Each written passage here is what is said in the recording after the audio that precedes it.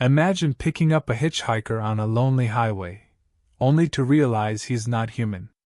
A chill runs down your spine, your heart pounds in your chest, and the night suddenly feels endless. The radio crackles strange messages, the road twists into impossible shapes, and shadows follow your every move. What starts as a simple act of kindness spirals into a nightmare you can't escape. Tonight, you'll hear a story of terror and mystery that will haunt your dreams. Are you ready to face the hitchhiker who shouldn't exist? Before we dive into this chilling tale, make sure to hit the follow button and support this channel for more true horror stories that will grip you from start to finish. Stay with us, if you dare. I've been a long-haul delivery driver for 9 years now. I've seen fog roll in like a living thing, deer sprint across the interstate like ghosts, and trucks stop diners that look like murder scenes. But nothing, and I mean nothing, prepared me for what I picked up off Route 41 that night. It was just past 2 in the morning, and I was cutting through southern Indiana on my way to Chicago. I had a trailer full of engine parts and nothing but static on the radio. The road was empty. The kind of empty that feels like the world forgot to keep turning. Cold mist clung to the pavement. My high beams stretched out into the nothingness like a spotlight searching for a reason not to fall asleep. That's when I saw him. A lone figure walking along the shoulder, barely visible in the fog. Hood up. Thin frame. His steps were slow, dragging almost. At first I thought it might be some drunk college kid or a homeless guy trying to make it to the next town. I passed him, but something tugged at me. Guilt? Boredom? Maybe just the weight of too many nights alone in a cab. I slowed down. I reversed. My headlights caught him in full view this time. He didn't flinch. I leaned over and opened the passenger door. "You all right, man? Where you headed?" He climbed in without a word. Closed the door gently. Sat down like he'd been waiting all night just for me to stop. "Thanks," he said finally. His voice was soft. Almost too soft for someone out walking in the cold. I nodded. "Name's Mike." He looked over, expression blank. "Eli." That was it. Just Eli. He had no bag. His clothes were filthy, old leather coat, pants that looked 2 sizes too big, scuffed boots. He smelled faintly of damp earth and rusted metal. I figured he'd been on the road for days. As we rolled back onto the highway, I tried to spark up some conversation. "Where you coming from?" Silence. Then, almost mechanically, he said, "Nowhere important." All right, weird answer. But I've had my fair share of awkward rideshare types. I left it alone. I noticed something else after a few miles. The cab had gotten colder. Not like the AC was blowing, like the warmth had just leaked out. My breath fogged a little, even though the vents were off. I glanced at Eli. He was staring straight ahead. No shivering. No blinking. His hands were folded neatly in his lap, unmoving. The radio fizzled with static, even though it had been fine earlier. Then, from deep in the speakers, a whisper. Just for a second. I looked down. Nothing but static again. My eyes went back to the road, trying to shake it off. Maybe I'd been driving too long. Maybe I should have just kept going. But now Eli was with me. And we still had miles of empty highway ahead. I didn't know it then, but that decision, pulling over, opening that door, was the last normal thing I'd do for a long time. The miles passed in silence. Eli hadn't moved. His posture was too still, like he was holding something in. Not tension, something else. Something unnatural. I stole a few glances his way. His skin looked pale in the dim light of the dashboard. Smooth. Too smooth. Not a single blemish, not even pores. I told myself I was imagining things. Lack of sleep. Too much caffeine. A guy walking alone at night isn't that weird, right? But then he spoke. "Do you sleep in one place every night?" His voice came out calm, even. But the question didn't make sense. It wasn't casual. It was clinical. Like he was reading off a form. I raised an eyebrow. What? You're kind. Do you rest in designated zones? I chuckled awkwardly. I guess most people have beds. Houses. You alright, man? He didn't answer. He just turned back toward the windshield, eyes fixed on the road. And I swear, he still hadn't blinked. I needed a break. Something to reset the weird energy building in the cab. I spotted the glowing sign of a 24-hour gas station up ahead.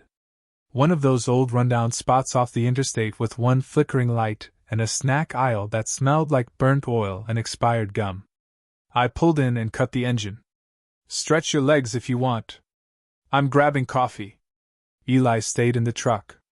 Inside, the place was empty except for the night clerk behind the counter, a guy in his 20s with bad skin and worse attitude. He nodded at me without looking up from his phone. I poured a burnt-smelling coffee and glanced back toward the parking lot. Eli was still sitting in the truck. Perfectly still. The clerk spoke without lifting his eyes. Your buddy gonna come in? I shrugged.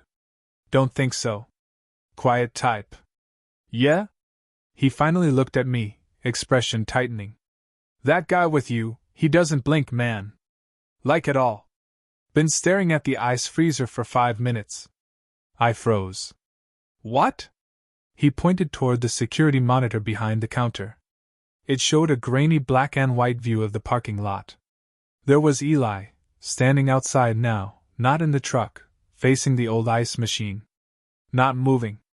I rushed outside. He was already back in the passenger seat. I hadn't seen him move. I hadn't heard the door open. But there he was, sitting exactly as he had before. Hands folded. Head turned ever so slightly toward me, like he'd been listening the whole time. I got in, slowly. Turned the key. The engine rumbled to life. He spoke again, just as we pulled back onto the road. How many pieces are in a human hand? My mouth went dry. What? I counted 19. He smiled. And for the first time, I saw something behind that smile that didn't belong in any human mouth. I kept my eyes on the road, both hands on the wheel, trying to act like nothing had just happened. That smile, it wasn't right. There were too many teeth. Some of them didn't look like they belonged in a human jaw. The cab felt tight now. Heavy. Like the air had thickened between us. Eli was silent again. But every so often, I caught him glancing at me. Not turning his head, just shifting his eyes in these tiny, deliberate movements. I could feel him watching. I turned the radio on, needing something, anything, to break the silence. Static. I flipped through the stations. All static. Until one station kicked in with a garbled voice, repeating numbers in a slow, distorted tone. 317913. I shut it off. A chill ran through me that had nothing to do with the weather. I looked at the digital clock on the dash. 3:17 a.m. The same numbers. I needed out.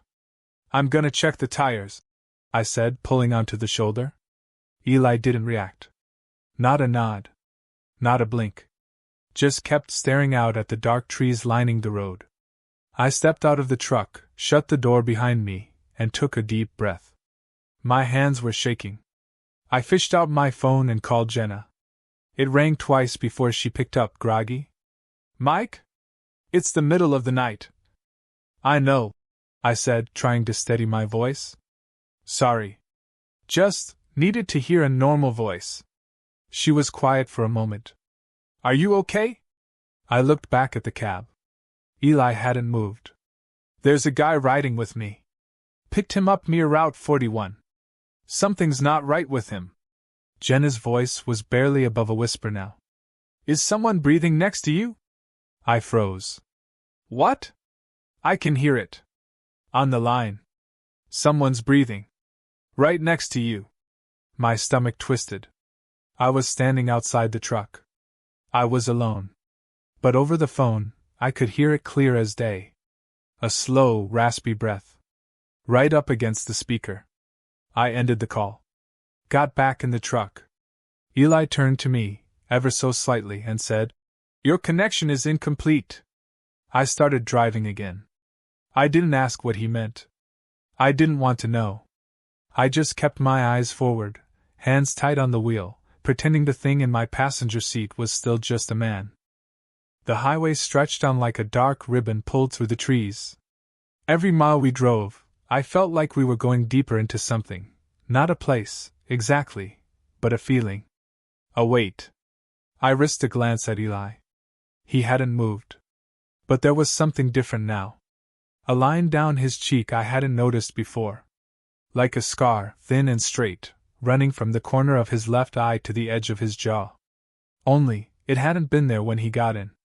I was sure of it. Did you get hurt? I asked.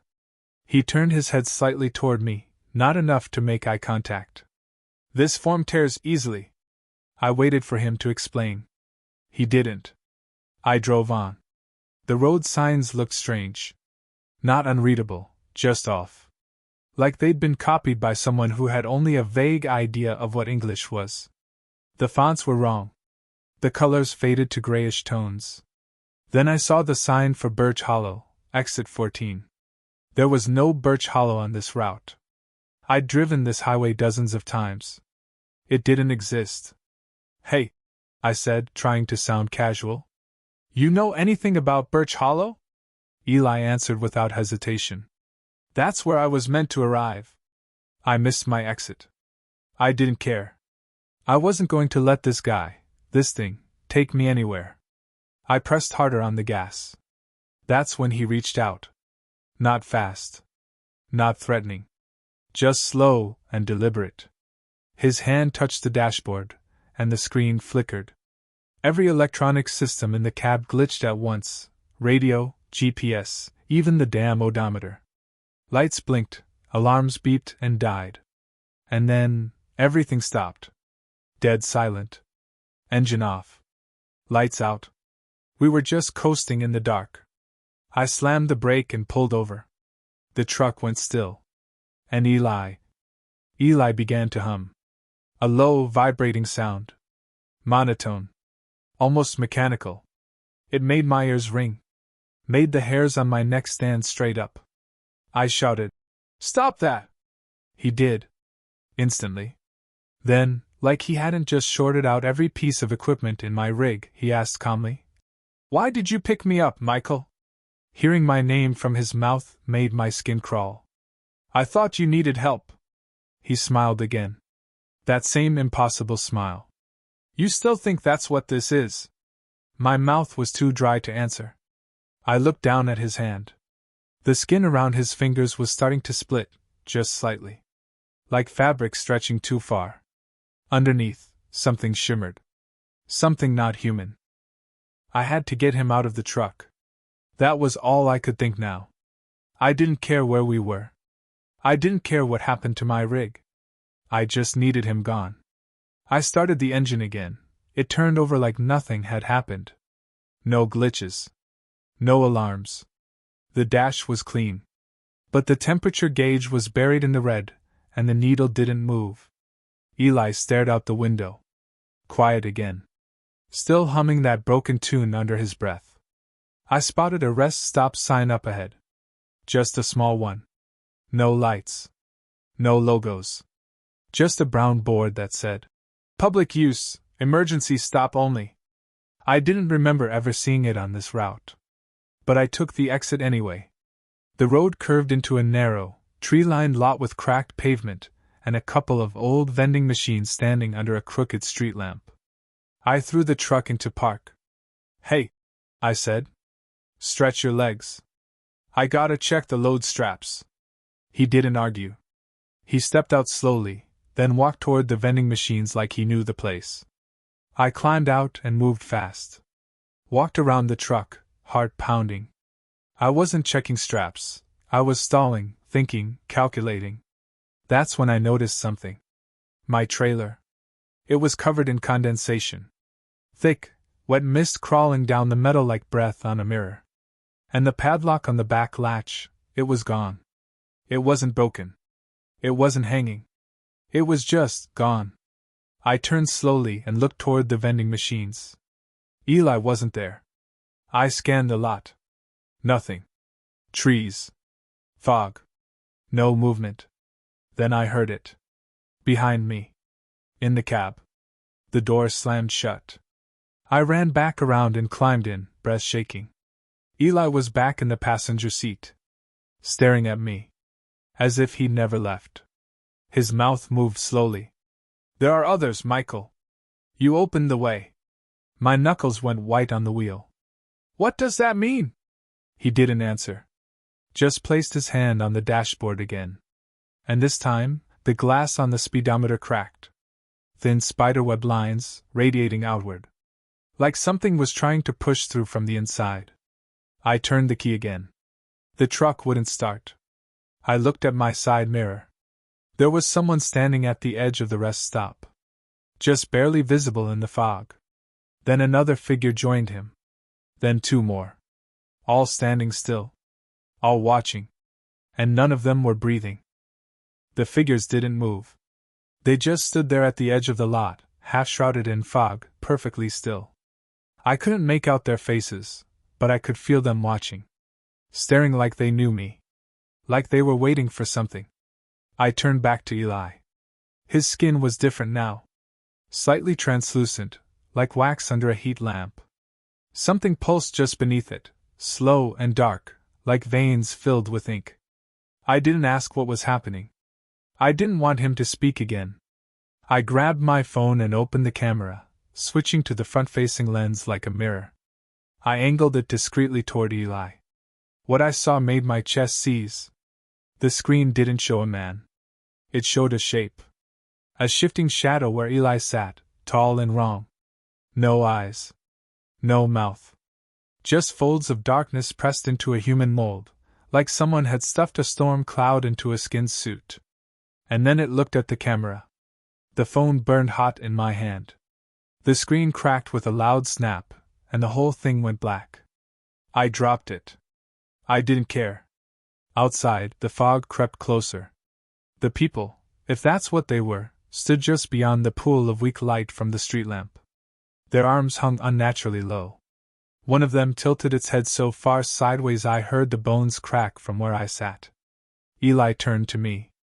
You should not have seen them. My throat tightened. Seen who?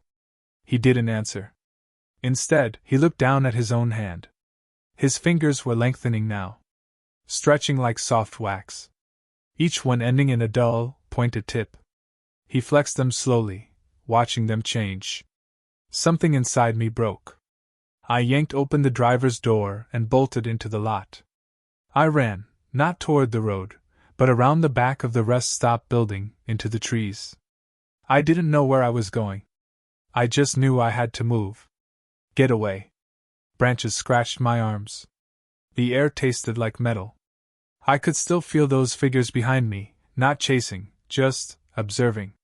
Like the way you'd watch an ant crawl in a sealed jar. After about 100 yards I stopped. No sounds. No crickets. No wind. Just a deep, heavy silence pressing in from all sides. And then a voice, Eli's voice, but not from behind me. It came from every direction at once. You invited this, Michael. The road remembers. I clutched a tree, trying to keep from collapsing. My chest ached. My head felt full of static. Then, just ahead of me in the trees, I saw light. A flickering blue. Headlights. Another vehicle. I stumbled toward it, breaking through the brush, and found my own truck, parked in the exact same spot. Eli was sitting inside, waiting. My boots crunched the gravel as I staggered toward the truck. It was impossible. I had run. I had left that lot behind. But there it was, same cracked pavement, same crooked street lamp, same vending machines buzzing faintly like dying insects. And Eli. In the passenger seat. He sat perfectly still, eyes on me, his face now warped in small, subtle ways. His jaw seemed longer. His neck bent at a slight, unnatural angle, like a mannequin that had been twisted too far. I backed away. This wasn't a rest stop. It was a trap. I turned to run again, back into the trees, but the forest was gone. Just darkness now. A black wall beyond the edge of the lot. No trees. No road. No stars. Like we were inside something that had swallowed the world. Behind me, the truck door creaked open. Eli stepped out. His footsteps were wrong. Too soft, like he wasn't really touching the ground. He moved like a puppet, arms slightly lifted, legs dragging just a little behind the rest of him. I froze. My legs wouldn't move. "You tried to leave," he said softly. I swallowed hard. "What are you?" Eli tilted his head and smiled. Again, that too wide smile, like his face had to stretch to make it work. "You called for help," he whispered. "And something answered." I didn't understand. But deep down, I felt it. This wasn't just a random pickup gone wrong. I had been seen. Chosen. A sudden flash of memory hit me. 2 nights ago, pulled over on the side of the road, sitting alone in my cab, staring too long at that strange Hitchhiker ad on the CB channel. It had no voice. Just a ping. A frequency. I'd stared at it for almost a full minute before switching it off. That had been the invitation. And Eli had accepted. I tried to reach for the truck door. Maybe to lock myself inside. Maybe to just feel something solid. But the handle melted under my grip. Literally melted. It sagged like soft plastic, dripping through my fingers. Eli was closer now. He leaned in, voice barely above a breath. "You look too long, Michael." Behind him, the air shimmered. Not heat. Not fog. Just something wrong. A ripple, like a curtain pulling back. And through it, I saw the road again. Only it wasn't mine. It was somewhere else. Foreign. Black sky. No moon. And those shapes, those watchers, lined up along its edge. Waiting. "You're halfway there," Eli said. And then he smiled wider. Something inside his mouth moved. Not a tongue. Not teeth. Something else. I took a step back, but the ground felt soft, like stepping into wet clay. My boots sank half an inch, pulling with each motion like the earth didn't want to let me go. Eli stood still, face shimmering like heat waves on asphalt. His features flickered, different shapes, different versions of him. Older. Younger. No face at all. Then, finally, something inhuman pressed forward, like it was trying on his skin like a coat. I turned and ran. Not because I thought I could escape, but because I didn't want to watch it become whatever it really was. My legs carried me blindly across the rest stop lot, back toward the vending machines. I didn't know why, maybe just to put something between us. I slammed my hand against one of the machines, the cold metal grounding me for a second. The screen flickered to life. No buttons. No snacks. Just a single message. "He's not the only one." I staggered back. From behind me, I heard more footsteps. Not fast. Not loud. Just increasing. First 2. Then 4. Then more. I turned. They were emerging from the fog. The watchers. All of them. Same slow walk. Same stiff limbs. Same stretched smiles that didn't match the deadness in their eyes. Each one wore a different face. Some familiar. Some not. One of them wore my own. My own face. It blinked at me. Then smiled. Then mouthed the words. "This is where you belong now." I screamed and ran for the truck. Eli was already inside, in the driver's seat this time.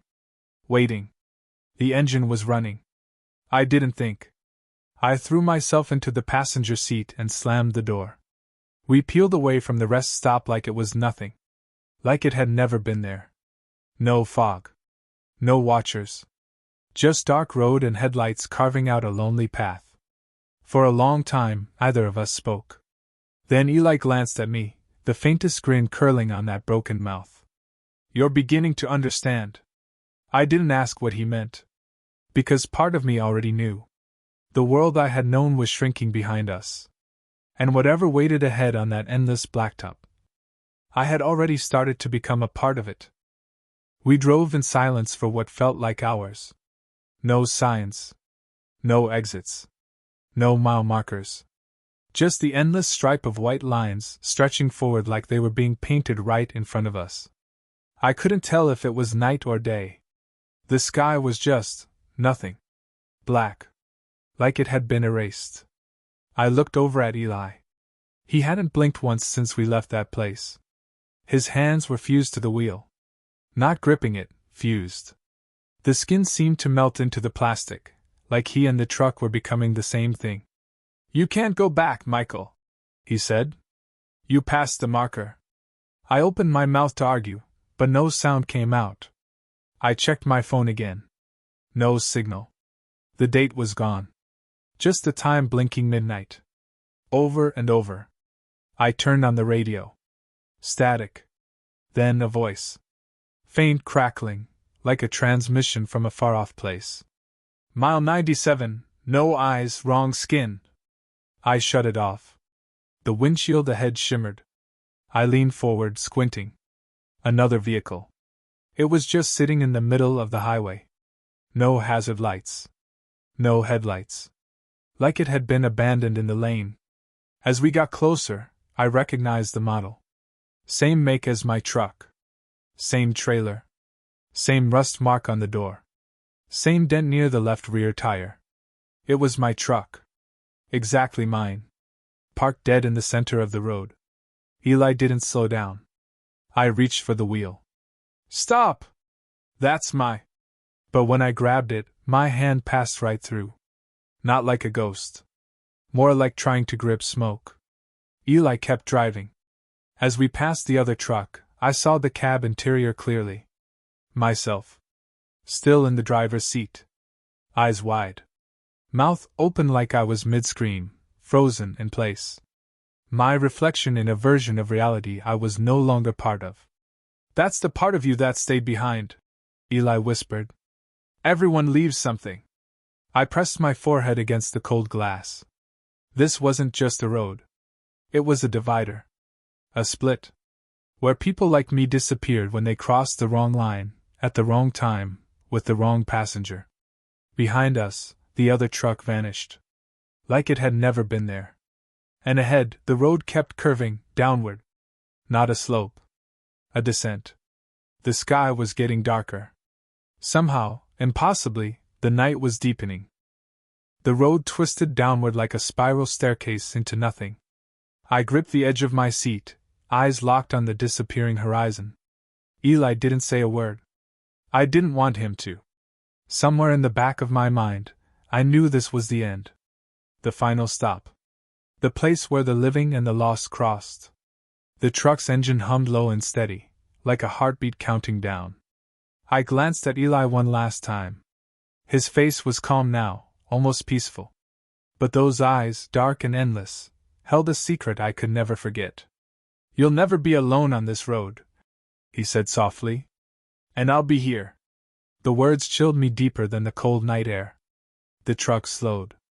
The blackness outside thickened. I closed my eyes.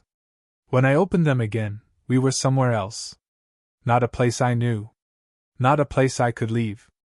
I was the driver. But I was also the passenger. And whatever I thought I left behind on that highway was waiting for the next person to pick up.